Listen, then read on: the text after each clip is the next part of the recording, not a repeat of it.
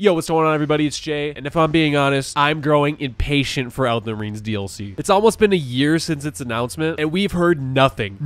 Come on, Miyazaki, give me Shadow of the Erdtree already. Actually, I need to clarify, while editing this video, we finally got an update from FromSoft saying that the DLC is proceeding smoothly. Still no date though, but you know what? I'll take what I can get. Nah, seriously though, guys, I'm cool with FromSoftware taking their time. The longer it takes, the less Erdtree avatars we gotta fight, right, boys? I'm sure it's gonna be great though, and since I'm growing impatient, I decided, you know what? It's been since launch since I've played Elden Ring, so I think it's time to get some saucy builds going, so when the DLC does drop, I'll be cracked and ready for it. And that's exactly what I did. After replaying the game for about 100 hours or so, I've beaten it twice. So for this video, we're gonna talk about how my experience went. Spoilers, obviously it was amazing. So not only are we gonna talk about my experience, but we're also gonna talk about why Elden Ring is so great and why FromSoft was able to achieve such greatness with this game. Because Elden Ring truly is a great game, and it feels like the culmination of everything FromSoft. It obviously takes a lot of aspects from Dark Souls, but also takes inspiration from their other games like Bloodborne and Sekiro, with the certain combat mechanics it takes and some of the world designs too. Before we jump on in though, I do want to say my original idea for this video was to talk about all the FromSoftware games, but I love each game so much that it would have taken me way too long to do a video like that, and personally I don't think it would have given each game the justice that is so well deserved. So I decided over the next however long that I want to talk about each game individually, especially because they all have a special place in my heart. And yes, even the f***ed up child that was Dark Souls 2. I'm obviously going to be doing videos in between each FromSoft video. So anyway, if you want to stay tuned for those other videos, make sure you subscribe. There's also going to be a ton of spoilers in this video too, so keep that in mind. Now, I think it's fair to let you guys know that I've been playing FromSoft games since Dark Souls 1. I unfortunately never played Demon Souls, either the remake or the PlayStation 3 version. And back when I first played Dark Souls 1, I couldn't get past the beginning section because I was a brain-dead 11-year-old. And it took me trying the game again a few years later to finally understand it. But the point is, these games have had a pretty big impact on my life, like trying to keep me from throwing my controller at a wall because I just can't beat Ornstein and Smo. I've played every single FromSoft game since then, and I've loved every single one. Bloodborne is probably my favorite game of all time, and I would do unspeakable things to get a Bloodborne PC port, but that's never gonna happen. So when Elden Ring was announced, I was stoked, and when it released, I played the shit out of it. I went in blind and unknowingly missed a bunch of content. Usually with FromSoftware games, I'll start another playthrough right after my blind one and try to 100% the game and do all the quests and content that I missed. But with Elden Ring, I felt so satisfied and blown away that I think I needed time to let it settle and sit with me. That and the game is so big, I haven't been ready to commit myself fully again yet. Nonetheless, I was stoked to replay the game for this video, and I wanted to fight every boss and explore every single area that I could. So when I booted up the game and got the title screen and heard the soundtrack, I got chills. For this playthrough, I went back and forth with what build I wanted to play since there's so many options to choose from in Elden Ring, but being the basic bitch I am, I went with the old reliable greatsword build. When the game first came out, I went with the Moonlight greatsword.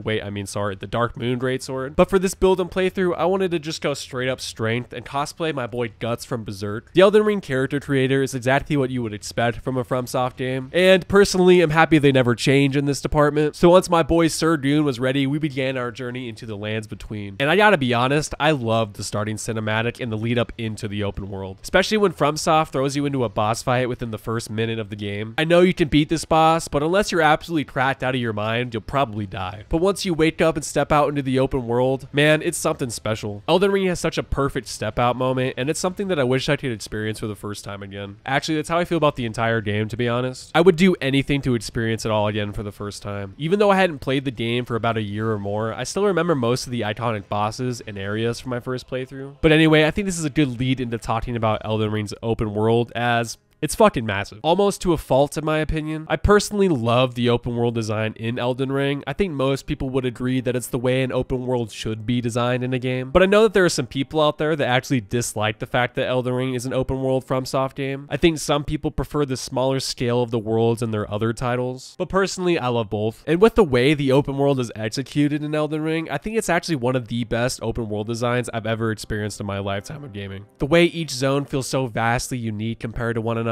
and the way they are all connected is so cool to see and explore. I feel like the exploration in this open world feels so satisfying and rewards you for checking out each point of interest, where you'll find bosses, loot, and sometimes chests that'll teleport you to high level zones where everything is poisonous and scary as shit. You know what I'm talking about. Elden Ring punishes you for exploring too, let's be honest, but it's a good kind of punishment, you know? The first time I took that trap into Caelid, I was scared shitless, man. I also feel like due to the open world design, you're really able to immerse yourself in the lore of Elden Ring, and I think Elden Ring's lore lore is probably my favorite lore in any From Software game besides my baby Bloodborne. I'm not going to talk too much about Elden Ring's lore because I'm not Vati, but we might touch on the lore a little bit when we talk about the bosses later in the video. But anyway, it's the way that the lore and the open world mesh together that creates this hauntingly beautiful atmosphere in Elden Ring. The way both of these aspects combine and complement each other is, in my opinion, one of the biggest reasons it makes the entire experience of Elden Ring so memorable. And I feel like it actually warrants the open world design instead of the game just being an open world for the sake of being an open world. This is something I thought about a lot while I was playing through the game. In this playthrough, I was able to find completely new areas that I initially missed, like the deep root depths, which was really cool to explore. And it's just crazy to me how many places you can actually miss playing through Elden Ring, especially blind. A big talking point I always see about Elden Ring is that From Software designed the game not caring if the player saw everything. I mean, the deep root depths is pretty fucking hidden, and it's a huge area. There's so many areas like this too, like the Lake of Rot, which I kind of fucking hate, by the way, but I think this design choice really helps incentivize and reward exploration even more, and it helps with replayability too, I think, especially if you miss certain areas during your first playthrough. The lore and open world design is really top notch though, and it was amazing to explore and immerse myself in it once again. However, I think a fair criticism on the open world is how repetitive the dungeons and the catacombs and caves can get. Once you've done about 5 or more of them, you've practically seen it all, and if you're leveled enough later on, there really isn't any reason to go into any more of them. While I wish there was some variety in these dungeons, I'd much rather have some side dungeons that I can either ignore or do whenever I want, compared to a lot of the other modern day open world games that are all heavily bloated and feel like a chore to play. Another personal issue I had was, since the open world is so big, there are so many NPC quests to do, and it gets pretty hard to keep track of where I needed to go and what I needed to do for some quests. I personally like the hands-off side quest experience in all of the From Software games, but due to the sheer size of Elden Ring, it was even harder for me to figure out what I needed to do on my own. So I had to occasionally pull up a guide just to figure out what I was doing for certain quests. I wish there was maybe some sort of journal to keep track of everything. That way you still get the classic FromSoft side quest experience, while adding a tool that actually helps you complete these quests. Some of these side quests can actually be super important too, because half of them actually give you different endings. I'm always curious how many people are actually able to complete these quests without using the internet, because maybe I'm just stupid. But like, how the hell would I know where to find the deep root depths to continue Fia's questline when she literally just like disappears? Also, I forgot to mention one thing that I actually enjoy about Elden Ring's open world, and it's that if you're stuck in one certain area, you have so many other different options to actually explore, to the point where it never really feels like you're hard stuck on one certain boss or area, which in my opinion is actually super amazing. Like, if you're getting clapped in Caelid, why not go to the Altus Plateau and explore a little bit and level some more? I feel like this aspect also really helps with feeling your character's power grow. I feel like Elden Ring really rewards you for leveling, and it feels so good getting to a boss and just absolutely obliterating them because you've been putting in time to explore other areas and level that way. This is a big design aspect that I really appreciated. Alright, now let's talk about what really matters here, and that's the gameplay. I know it, you know it, we all know it. From Software gameplay will always slap, and it's no exception in Elden Ring. The combat is what you would expect out of a From Software game. There's a bunch of weapons and builds for you to mess around with. Even though I went with the basic ass greatsword build, I still had a fucking blast bonking everything with my big fucking sword. One of my favorite parts was using the Lion's Claw Ashes of War, and it was so fun to use. It really helped me live my berserk fantasy. I've also been messing around a lot with spells in my other playthrough, and I'm having a blast with that as well. The spells in Elden Ring are just honestly so crazy and fun to use. And to be honest, I feel like I've barely touched the surface with everything you can use in Elden Ring. The combat just feels so smooth and responsive, and it has that iconic feel where each attack matters, and when you attack, you're actually making a commitment with how easily you can be punished for making a mistake. Not that I expected anything less from FromSoft. Another thing too, I feel like most of the hitboxes are really good. I never felt frustrated or annoyed when I got hit most of the time, except for waterfowl. Fucking waterfowl. Even after a while though, I was beginning to dodge waterfowl pretty well by the time Malenia had killed me about 100 times with it. You just gotta dodge it in the weirdest fucking ways, but I'm getting ahead of myself. We'll talk about the bosses here soon. But anyway, I feel like the overall feel of Elden Ring's combat is super top notch in the usual FromSoft fashion. There's a ton of viable builds to use, and there's so many cool spells to use. And on top of all that, there's a bunch of new tools for you to use as well, like being able to summon spirit ashes. Even though some of these ashes, like the Mimic tier, can actually trivialize some fights, it's still a really cool mechanic, and it even fits into the lore, which I also appreciate. I also love how easy it is to respect your character too in Elden Ring. It really helps take the pressure off accidentally fucking up your build. Everyone likes to talk about FromSoftware's difficulty, so I think it's fair to mention that I personally actually enjoyed the difficulty of Elden Ring. If you're brand new to FromSoftware games, I'll be honest, this game is difficult, and if you struggled, I can see why. But as a Souls veteran myself, I think Elden Ring can be less of a struggle just due to the amount of tools you can use to your advantage, and how easy it is to overlevel your character. Just because it was less difficult doesn't mean it was bad by any means. There are ways you can make the game harder on yourself if that's what you want. For example, you don't have to use like spirit ashes or anything like that. But all in all though, I think Elden Ring has a great level of difficulty. And even Even though some parts are definitely easier, this game still has that adrenaline rush that you would find in any other From Software game, especially fighting bosses. Alright, I think we've gone long enough without talking about Elden Ring's bosses. I think it's fair to say that bosses are everyone's favorite aspect of any From Software game, and they definitely delivered in Elden Ring. I think some of these boss fights in Elden Ring are actually some of my favorite in the entire Soulsborne series, actually, especially most of the demigods. I loved fighting them, and a lot of these bosses actually pay a nice homage to previous other From Software games. For example, Rykard feels like a love letter to Yorm from Dark Souls 3, and I fucking loved it. Another example of this is Red Wolf of Radagon, who pays a nice homage to Sif from Dark Souls 1. Some of my other favorite bosses were Radon, obviously, because it's such a sick fight, and I think it's fair to say that so many other people love this boss fight too. By the end of the game too, when you fight Godfrey, it feels so climactic and epic. A lot of the side bosses are great as well, like Mode, the Lord of Blood, who has one of the coolest build-ups to a fight in this entire game. It really feels like From Software has truly crafted some of the most amazing bosses here in Elden Ring. But with that being said, they've also probably crafted the most annoying, like Malenia, and man, I have such a love-hate relationship with Malenia.